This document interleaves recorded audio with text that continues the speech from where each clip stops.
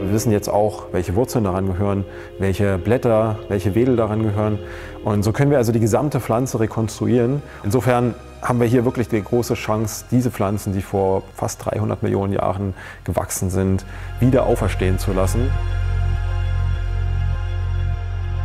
Hast du dich schon mal gefragt, woher wir kommen und wohin das Leben sich entwickelt? Das Museum für Naturkunde Berlin hat die Antworten. Wir erfinden uns neu und gehen mit dir in die Zukunft.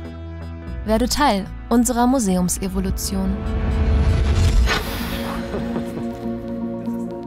Ich bin natürlich passionierter Forscher und Entdecker und jedes Mal, wenn ich solche Fossilien sehe, dann glaube ich an dieses Potenzial, was da noch drin steckt.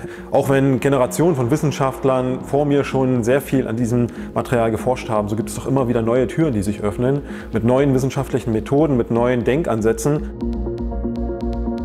Also hier haben wir überwiegend eine Sammlung von Carbonfossilien oder frühem Perm. Das ist also das sogenannte späte Paläozoikum, das Erdaltertum. Das sind ungefähr 300 Millionen Jahre, plus minus.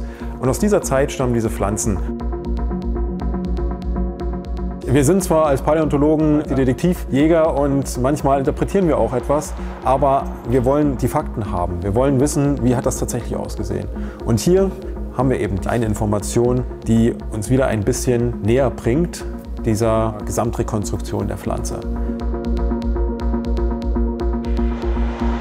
Wir befinden uns hier an unserer Digitalisierungsstation in der Paläobotanischen Sammlung und hier wird gerade das Kieselholz erschlossen.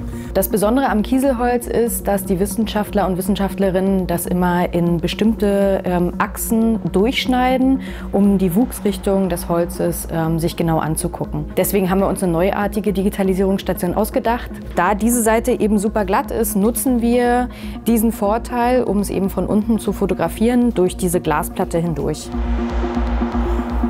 Wir fügen jetzt an dieser Stelle noch einen QR-Code hinzu, einen maschinenlesbaren Identifier, der weltweit eindeutig ist, um dann auch Publikationen darüber leichter zu machen und eindeutiger zu gestalten. Metaphorisch gesprochen kann man sagen, dass diese ganze Sammlung eigentlich ein riesiges Datenarchiv ist.